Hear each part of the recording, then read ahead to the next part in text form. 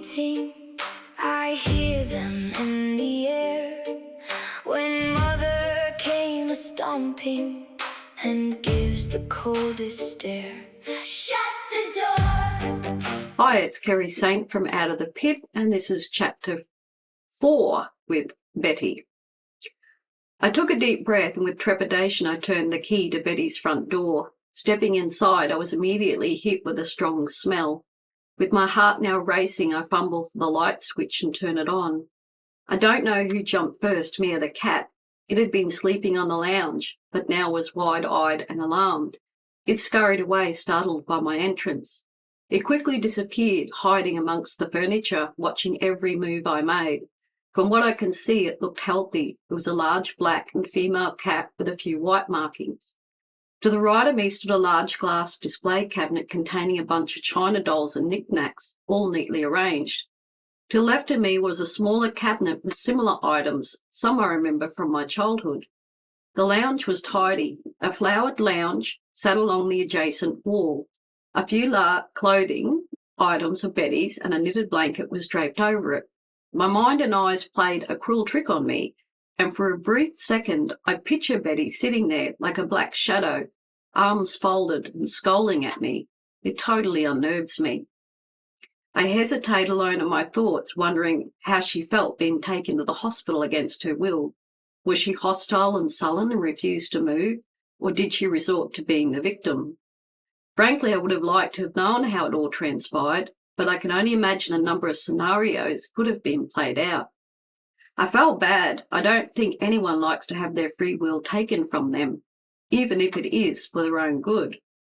I tried to shake off the mixture of fear and pity I was feeling. It hung heavy on my chest. What I was doing was going to have consequences. I just didn't know what. By past experiences with Betty, I deeply consider that any good of it will be slim to none.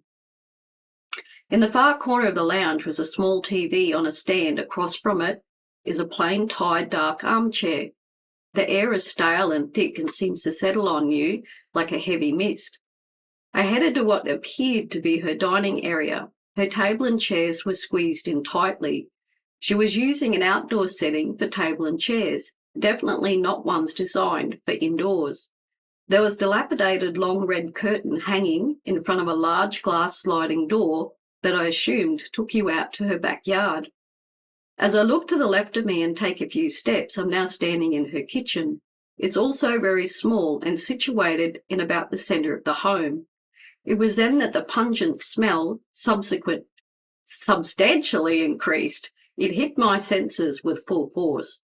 The peppermint oil and mask was struggling to expel it. I gasped and reckoned my eyes went as wide as a deer in headlights as I struggled to comprehend what I now see.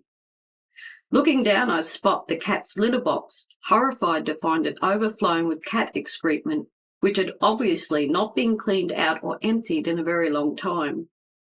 The box is full of feces and also soaked with old urine. With the kitty litter box full, the cat had resorted to going to the toilet on the lino floor instead, because there was nowhere else for it to go, and it was everywhere. At some point, the cat had continued to use the litter box, and as it did so, it carried feces and urine on its paws onto any surface it touched, including all over the kitchen benches. You could clearly see the paw prints everywhere, remnants of urine and feces. It was in the sink, on the table, chairs and flooring, not a surface area untouched, and I wanted to be ill. Betty had told me before I left the hospital that the cat had come from a refuge. It did not cope well with being outside, but that was no excuse for the squalor and filth I was now looking at. I couldn't believe that Betty was living like this. How could you possibly eat and prepare food and live in such conditions? I'd never known Betty to ever allow this sort of filth to ever occur. I was deeply concerned and appalled. Stepping on and over what lay on the floor, I gingerly opened her fridge, where I was in for another shock. It was just as filthy, and it contained nothing but dirty plates, saucepans, fry pans, cups, utensils, all caked in leftover food or burned remnants of what was called food. all just thrown in and stacked on top of each other on every shelf. My first thoughts was, why? There was nothing in the fridge that was remotely edible. There was some condiments and an open tin of old cat food, but the fridge contained nothing substantial for Betty to eat. The fridge freezer was also in the same condition. I just didn't know what to say other than to shake my head, as my friend stood beside me and exclaimed and mirrored the same words and look as I did. I checked Betty's food pantry, where stood 6 extremely large containers of table salt, and mostly out-of-date Tinder items, plenty of cat food, tea and coffee, and 1 packet of biscuits. It was obvious that Betty had not eaten well in ages. Knowing that the cat could not go outside, I began the task of changing its litter box. Yes, there was a bag of fresh kitty litter right there in the kitchen unopened. By now I'm speechless. I shook my head and again questioned why. Why had Betty not done this simple task? I then gave the cat, who was still hiding from me, fresh water and plenty of food to last a couple of days. At this stage, I did not know when Betty would be home. I figured if she was not home in a couple of days, I would need to organise to clean her home for her. I knew doing it might upset her, but regardless of that, I could not allow it to stay this way. Something had to be done. I knew she was already angry at me. Being even more angry at me wasn't going to cause me to lose any sleep. Leaving her home like this was, and I just couldn't leave it this way. Both my friend and I were struggling to stay any longer. I took a quick peep at her bedroom, but quickly shut the door. It smelled really bad in there as well. I just couldn't stand the stench any longer, and if I was going to come back, it needed to be during the daytime, and I needed to open some windows badly. With the cat taken care of, I switched the lights out and headed out the door, locking it behind me. As we got in the car, a heaviness enveloped me. I didn't want to be here. I didn't want to be dealing with this, and I felt a deep sadness. Painful childhood memories flooded my mind, mostly of Betty spewing out burning and cutting words, deployed to hurt and break me in any way she could. Awful, destructive words that shredded apart my sense of self-worth, belonging and value. Love was conditional with Betty. It had a price, one I would end up refusing to pay. Despite my inner turmoil and Betty's contempt of me, I knew I would have to come back and try and get her home clean before she was released from the hospital. No other chance would be given me. I just hoped the hospital held her long enough for me to do it. We were a few kilometres from my friend's home when I could no longer concentrate on driving, feeling overwhelmed and emotional. I pulled the car over and slowly stepped out. I started to feel nauseous. My breathing became erratic and my legs began to buckle. At one point, my head was swimming so much I thought I was going to pass out. I alerted my friend to how I was feeling. She offered to take over the driving for me. I walked to the back of the car, where we stood for a few minutes. My equilibrium was out of kilter. I take some deep, slow breaths. That's when the tears began to emerge. At that point, I'm suddenly flooded with a physical feeling that I've come to know well, and I hate it. I'm beginning to dissociate.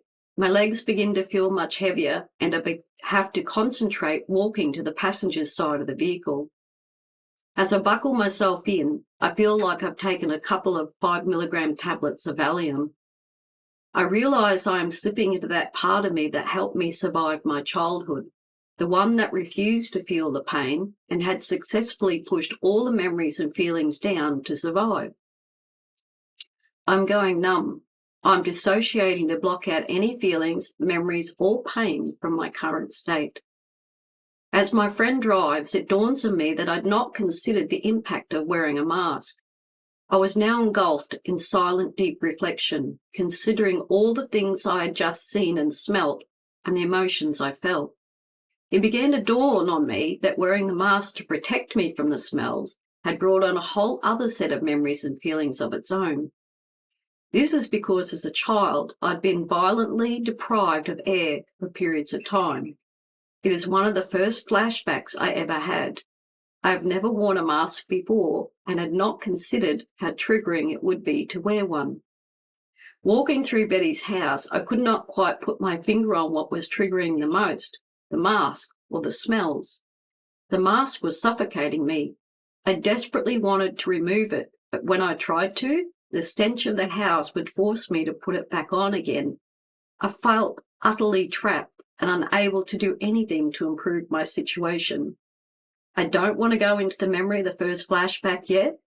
When I tell you, and you remember this chapter, you will fully understand the depth of the trauma I was struggling with this day in 2016 in Betty's house. Unfortunately, I hate to say it, but the smell in Betty's house was not just coming from the cat's litter box. It was so heavy and piercing it assaulted the nostrils, the whole ordeal causing my head to spin. It was almost like death had already entered her home. The air was permeated with the stench. There was no escaping it. It was so strong that even after getting outside, it lingered. And not just in your nostrils. It clung to your clothing, your hair and skin. I desperately just wanted to get home and have a shower and scrub it off and out of me. For the remaining drive, I was quiet, overwhelmed, tired and triggered. My friend was great and exceptionally supportive. I was thankful for the reprieve. I still had another hour's drive ahead of me once my friend had reached her home. Thankfully, I felt much better when we did arrive there and I slipped into the driver's seat. To tell you the truth, I don't remember much of that journey alone. I think I just went on autopilot with a mixture of dissociation. But I got home safely, went straight to the bathroom to shower, ate little and fell asleep absolutely spent and exhausted. I knew it would be a risk seeing Betty, and perhaps even more so entering her home. I knew dissociation could materialise for me. The reality is we all dissociate to some extent. Yes, we all do it at some time. 1 minute you may be in a conversation and it reminds you of something either good or bad, and your mind just goes there to the memory. You lose yourself in your thoughts. You may see familiar pictures, sounds, or even have familiar smells enter your consciousness. You may suddenly find yourself struggling to keep pace with whom you are having the conversation with. In most part, this is normal and easily and quickly shaken off, and you're back again, enjoying the conversation. Dissociation may occur in unremarkable forms, such as daydreaming or to a mild trance. In my case, seeing the car, thus as we left Betty's place, my dissociation took another form. This form is commonly present as a dimension of trauma to which most people who have experienced chronic interpersonal traumatization as children will have and suffer severe dissociative symptoms even into their adulthood. Thankfully, the dissociation I felt that night did not last long for me or become severe. In the past, episodes have stopped me from physically functioning from hours to days, and it's been difficult for me to deal with. For people who have suffered severe trauma, dissociation can occur beyond conscious awareness and beyond control. I've had it explained to me that it is normal, especially after severe trauma. It is a protective response to the risk of being overwhelmed. It can be reflexively deployed subsequent to the precipitating trauma in the absence of an apparent threat. Basically, dissociation can be activated by seemingly innocuous cues which serve as triggers of the original trauma. I had been diagnosed with complex post-traumatic stress disorder some years prior to facing this very difficult time with Betty, and was pushing all of my alarm buttons, and one of them could have triggered a major setback for me. It did not worry me that dealing with her now could set me back somewhat. Post-traumatic stress disorder is also a psychological disorder to which I was also diagnosed with some years before this interaction with Betty. It develops in some people following experiences of overwhelming, frightening, or traumatic events. It can result from many types of trauma, especially those which threaten life. Post-traumatic stress disorder comprises 3 main groups of problems for the sufferer. They can be categorized under the headings of intrusive, avoidant, and arousal symptoms. It is generally attributed to one major life-threatening event. To be diagnosed with PTSD, it is stated that symptoms need to have been present longer than 1 month and include persistent hyperarousal, avoidance of reminders of the traumatic event, involuntary recall of the incident, and suffer intrusive images and flashbacks. Those that struggle with PTSD are known to have a compromised quality of life. Due to my lovely childhood, I also had been diagnosed with complex post-traumatic stress disorder. It is a mental health condition that develops after prolonged or repeated trauma. It usually results from chronic exposure to a situation where escape feels impossible, such as childhood abuse, domestic violence, and captivity.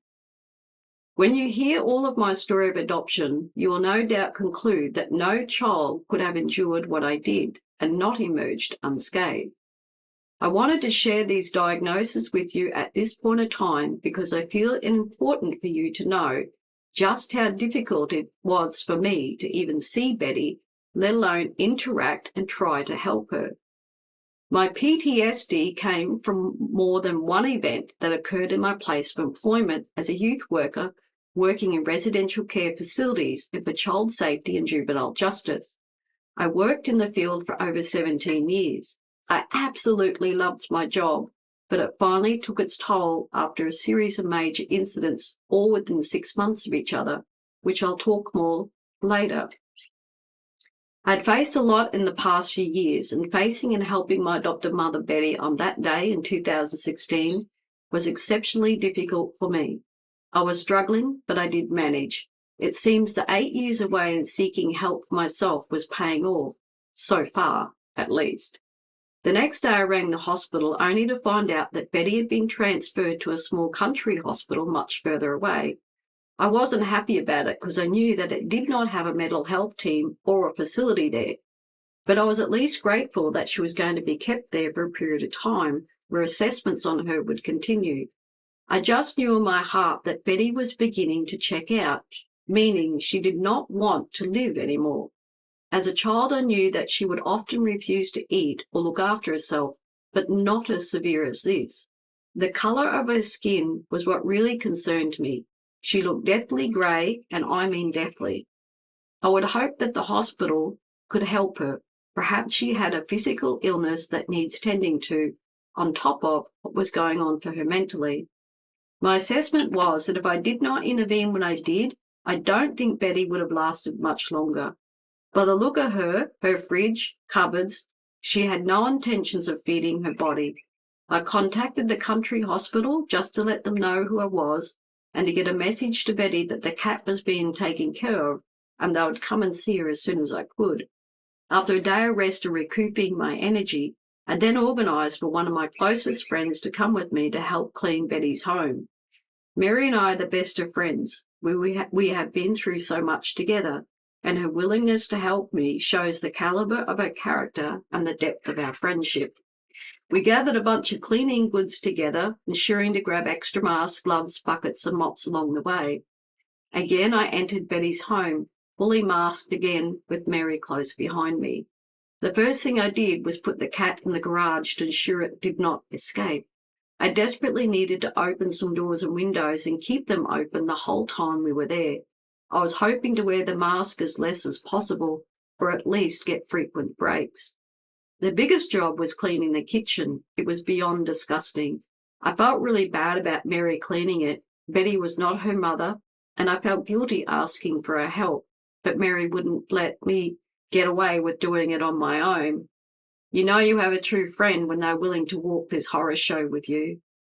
Though I'd warned Mary about what she would see and smell, nothing compared to experiencing it yourself. She was overtaken by the same shock and pity I was when I first saw it. Neither of us were upset for ourselves. We're upset that anyone would be living in this way.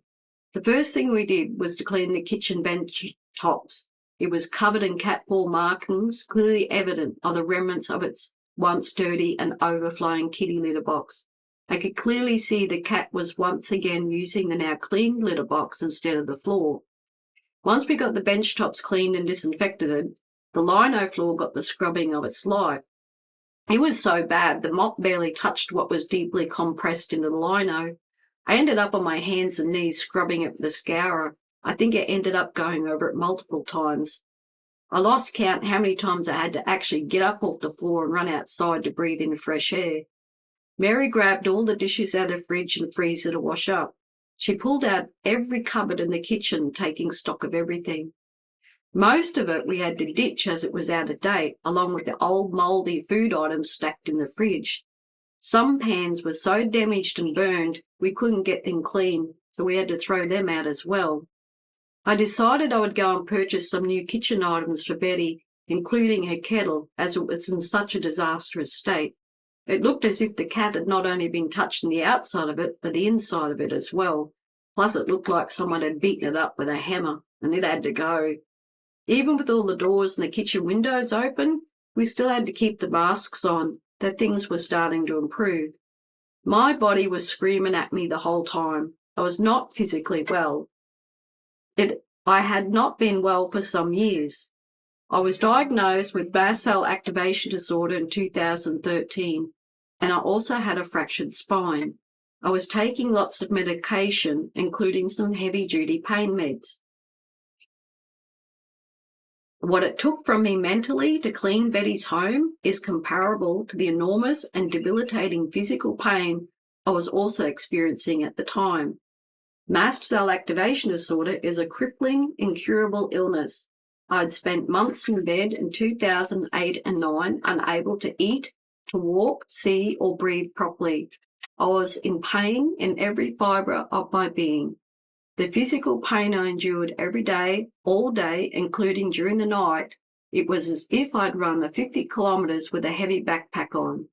I also experienced excruciating facial and upper body nerve pain, and other distressing symptoms are far too long a list for me to share here. But let me tell you, it was a hell on earth. It took 3 years and countless tests to finally diagnose me, only to be told there was no cure and barely any treatments. By 2016, I had improved, only by my own research and using alternative medicines. Every day is still difficult for me, and there are days I still cannot function due to the ongoing exacerbation of symptoms, but I'm coping. To be able to attack Betty's home the way I did, I had to ply myself with antihistamines and pain meds, and psychologically enter the zone I frequented as a child that got me through the worst of ordeals. But I knew I was going to suffer afterwards, and I mean suffer. It would take me days, if not weeks, to get over this amount of physical and mental strain and stress on my body. The pain and fatigue would no doubt hit me and cause me to be bedridden for days. Betty had no idea I was cleaning her home, and frankly, I did not think for 1 minute that she would thank me for it. In fact, the whole time I was doing it, I suspected the complete opposite would occur. It did not matter to me. I wasn't doing it so she could like me or even love me. I did it because it needed to be done. No human being should be left to live like this. Whilst Mary was finishing off the kitchen, I headed to the bathroom and the toilet. I'm not surprised to find the bathroom tidy and clean, except for a few bugs. That's most likely because Betty probably hardly ever showered or bathed. The toilet had not been flushed in a while, or the floor had not been mopped. As I bent over the toilet bowl and cleaned it, and then got on my hands and knees to scrub the floor, this is when I became acutely aware of a sudden soft warm wave that washed over it and through me. It was like a soft warm breeze that had entered my body and my mind. It felt like it was doing an inventory of all my feelings and thoughts. It was slowly, gently, and meticulously searching, locating in every crevice of my mind and heart.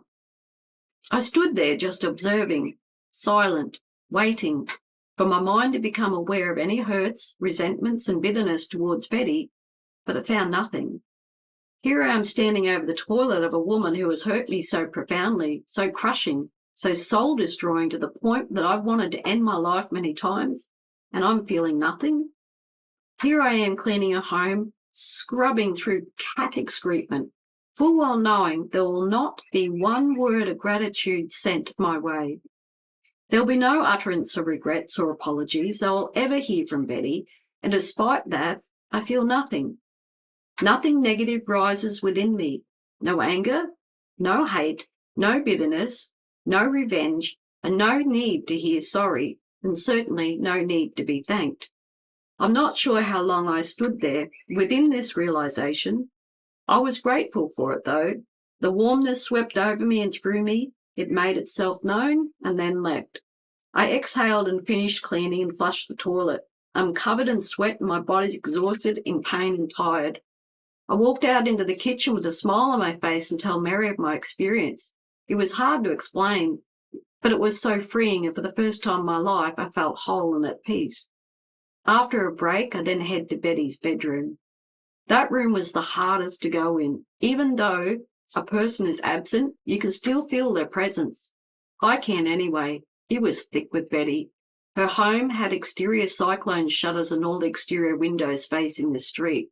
This included her bedroom. No matter what I did, I could not get the mechanism working to get the shutter to raise, meaning I could not open her main bedroom window. I had no air quality at all. I could feel myself begin to panic when I spot a small window above her bed. I pulled back the curtain. Oh, great, I thought. No shutter. I desperately and frantically tried to slide it open all the way, but it would only move a few centimeters. It was better than nothing, I thought, so I resorted to standing on her bed as the window was so high. I take off the mask and gulp in the fresh air, and I feel the panic subside. With the mask back on, I turned to scan the room. The first thing I notice is a large unsealed envelope sitting on her dresser.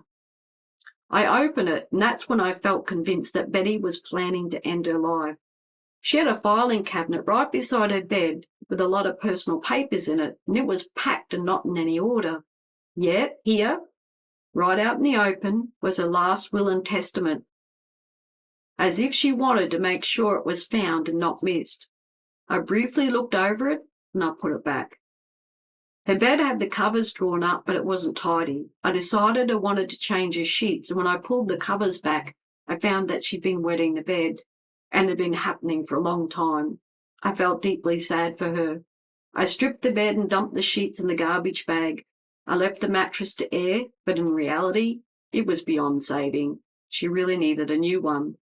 I then went to her wardrobe, and that's when I got the shock of my life.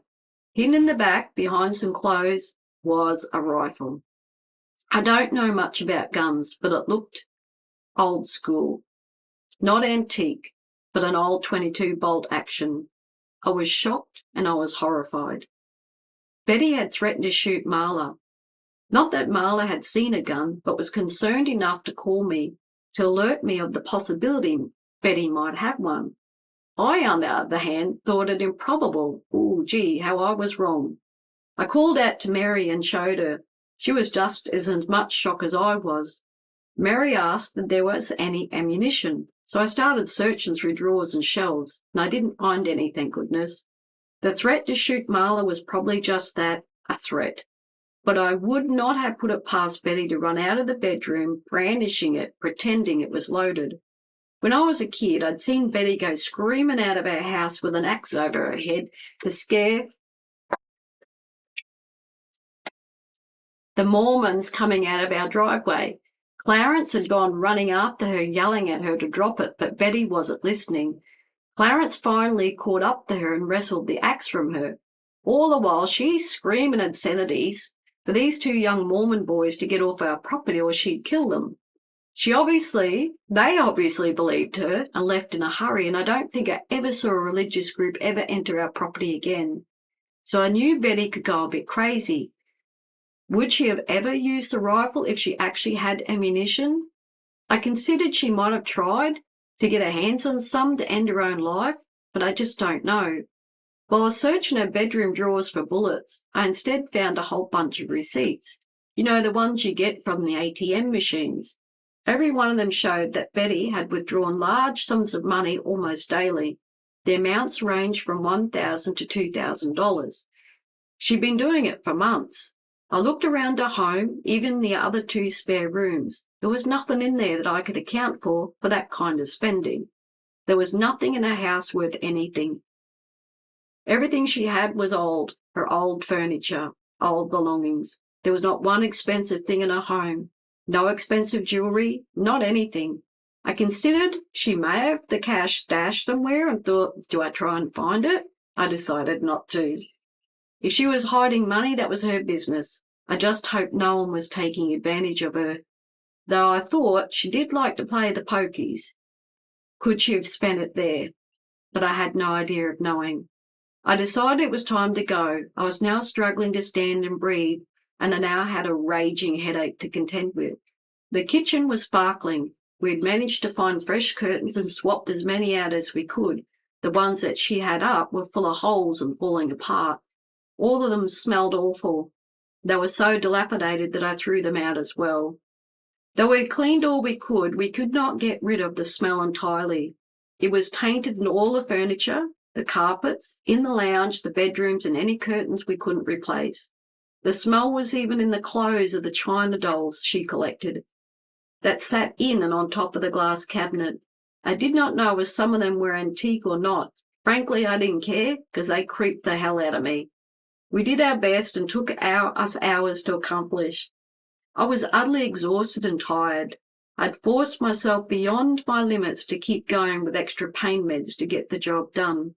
I changed the cat's litter box again and gave it fresh food and water for a couple of days, and I wasn't exactly sure when I'd be back next. There were 2 other rooms I did not touch, and I had no plans to do so. One was a really small room she used for craft. The other was a small bedroom that looked like she just moved in the house. The bed was never assembled and boxes never emptied. Everything just scattered around and stacked on top of things. Even though she'd been in the house for years, she'd never bothered to make the room inviting for any perceived guests. I suppose since Clarence died, all this socializing stopped. I'm pretty sure all of her children stopped visiting for any overnight stays as well. I let the cat back in the house, took one good last look at what we'd accomplished and locked the door. I thanked Mary profusely. I could not have done it without her. She smiled under her weary, tired face, in her typical Aussie sweet voice exclaimed, "Anything for you, matey." This time I got in the passenger side of the car. I was totally spent. I'd made my mind up to take the rifle. I would have to hand it in to the police. Again, I had no idea how Betty would respond to this. I'd never ever saw a gun in our home as a kid or ever saw Clarence with one. I knew there was no possible way that she ever had a gun license. In addition, it wasn't stored lawfully. If someone broke into her home while she was in the hospital and used it to rob, threaten, or kill someone, I would not be able to live with myself. I knew I would have to hand it in to my local police station and explain where it came from. If Betty wanted it back, she could sort it out with the police after she got out of the hospital, I thought. Why Betty had it, I have no idea. But let's have it this way. When she finds out that I took it, hell hath no fury like an angry adopted mother whose secrets have just been exposed. Thank you.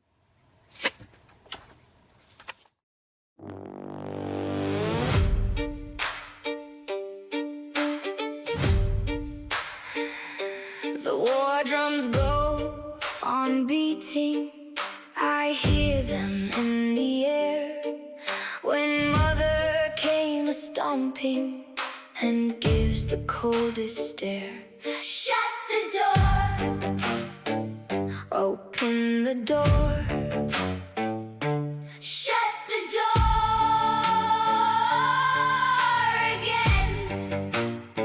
Yes, mother came a-stomping and caused my heart to dread. The war drums go on beating where there should be peace instead. And mother's love is missing.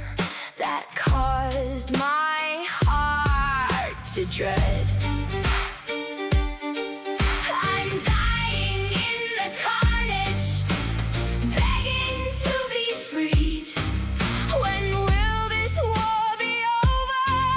When will my peace be found? How many times will I beg before I bleed to death? The war drums keep on beating. When will they go away? The war drums go on beating. Open the door. Shut the door. Open the door again. When will this war be over? That my mother plays. I do not like this game. Yes, when will this war be over? That my mother liked to play. Open the door. Shut the door. Open the door again. Please come to save me. I can't take it anymore. Set me free from the war drums that mother likes to play. Yes, mother likes to play. Yes, mother likes to play. Yes, set me free from the war drums. Mother likes to play.